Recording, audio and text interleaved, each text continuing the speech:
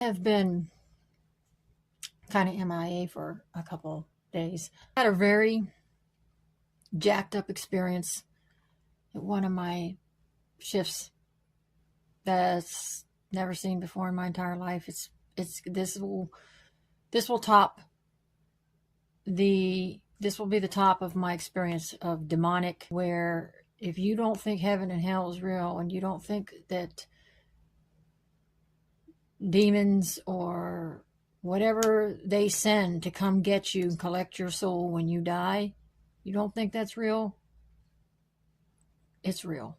It's taken me a couple of days to pull myself together, because the after effects of it and being in this situation and being around this has affected. It'll affect you. You guys ever see the movie Ghost with Patrick Swayze? This was even worse. This fella had been, he had hospice and everything, but he had been lingering for a couple days. I know how to make the family feel at ease, but this situation, there was nothing I could do. All forth. The family was believers. The guy dying was not. And a lot of times they'll tell me the history of, they want to talk about the family member that's passed away and how good they were and what they've done and how they did with their life and how they're good with this person, their family. This family basically told me this guy was a scumbag, deadbeat dirtbag.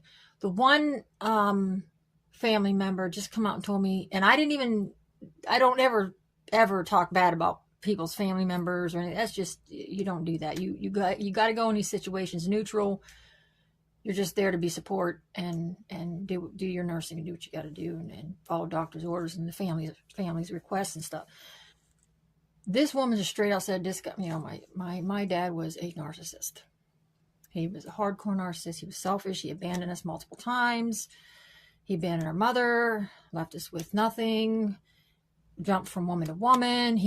They had, on several occasions, he had found good women and he hurt them, and through them, just treated them like garbage. And these women were, this stuff. And here, when she's telling me this story, I'm relating because I've been through this, and I'm going, oh my goodness. And I'm thinking, why are these people here? I'm surprised they're here. Well, they were born again Christians, and they were doing what they believe, honor your mother and father. They're just being there for him. Okay. Some of the family members did not show up. Some of the siblings didn't want to be there. They didn't want to do with them, but some of the ones tried to uphold try to be there. The wives, none. One of them showed up, said, to hell with him, good riddance. This guy did some dirty stuff to people. And at any time, I had asked, I said, at any time, did he ever try to make amends? Did he ever try to repent? Did he try to fix anything? Did he go to anybody and repent? She goes, no, he would always blame. He would always, and I'm like, yeah, that's kind of what a narcissist does, They pretend like they don't do no wrong and blame everybody. And I went, geez, man, it's terrible, but, and I told him, I said, it's really kind of you and good-hearted of you to come here, at least support him and not let him be alone when he passes away. Now, this guy he was incoherent at this point. He was going to pass away that evening. And there's like 4 or 5 family members there. And these rooms are small. He was starting to get the agonal breaths every couple hours. I had spoke to the hospice nurse. She had come in by that time, and we discussed what we were doing. And I went to my cart, was passing some meds to other patients. Family member comes back out and says, "Could you come in here for a minute?" I come in here. I go in there. This guy's acting strange. And I knew, in my beliefs of heaven and hell, I'm thinking, okay, this guy, he's on his last leg. I mean, I'm seeing he's going to pass away any minute. He's got some the agonal breaths going on. He wasn't, I knew he could hear, but he wasn't opening his eyes. He wasn't doing anything. All of a sudden, this guy backs up. He stiffens. His body stiffens like you would stiffen if you're seeing something or you're scared. His eyes pop open. He's stiff as a board, kind of pushes himself up against the bed and starts screaming that he's not going. He's not going. He's not going. No, I mean the full on, full blown. And you want to talk about the family freaking out. They're trying to hold him down. They can't believe that 1 minute he was completely ready to just go. And the next minute he's acting like he's ready to jump out of that bed and run for his life. The part, now that part, it does scare you. It freaks you out a little bit, but I knew what was going on. And I know they know what was going on. Maybe some of them knew what was going on. But what freaked me out was when I was over by the side of the bed, I had to tell, there was no IV access. This is a nursing home. He's on hospice. What he was getting was oral morphine and stuff like that. I couldn't shoot him up with something and knock him out. There's nothing I could do, it was almost like he couldn't hear what anybody else was saying when they're trying to calm him down on all. He's got his eyes fixed on whatever is standing in front of him or hovering down on him. These neon lights, those long, whatever, stupid hospital lights, the long ones. And this was an old nursing home.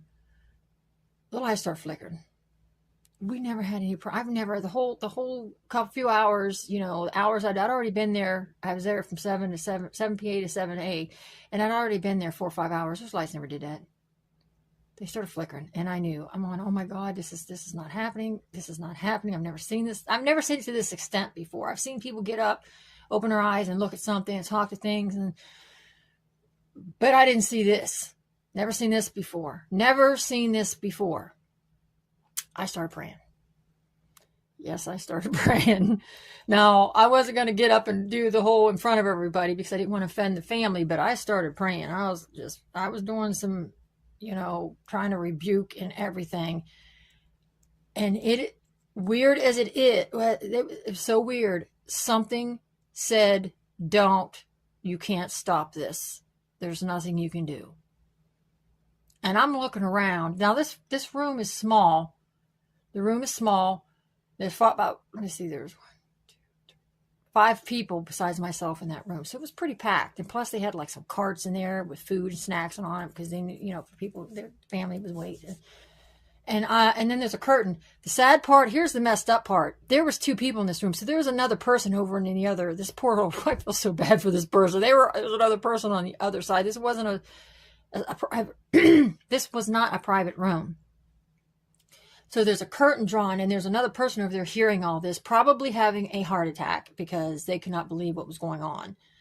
So the curtain's closed onto that side, and I'm standing up against that curtain looking down at the person, and there's nothing we can do. I'm praying. So I'm standing there praying, and I hear this, stop. There's nothing you can do. There's nothing you can do to stop this. And I had my head down, and I look up, and I'm just looking around and looking. And nobody's even looking at me. They're not, I'm thinking it's somebody that's talking to me. And I'm like, oh my gosh, I think there was an angel or something, or I know it wasn't bad. I mean, a bad spirit or anything. It's whether it was an angel, just watching him get taken away. But he was seeing the angel of death, the angel, whatever it is, the fallen angel, the demon, whatever, coming and taking him because he is screaming, I'm not going, no, no, no. And that man literally went from that screaming and hollering to just the last breath, boom, done. And the lights were flickering. And everybody, I'm trying not to laugh. I wasn't laughing then, but when I sit and think about it, and when I looked up and I just looked at everybody, they were shocked. It was silence. Absolutely, you could hear a pin drop. Absolute silence, and everybody they were in shock. Because I don't think they really truly believed what they were seeing. And I wasn't going to tell them. I wasn't going to sit and go, hey, your father just got taken down to hell. They just came and got him. The only difference between this and Patrick Swayze's movie is you didn't see the dark, like, you didn't see the shadow come and grab him. You didn't hear that sound. That was the only difference.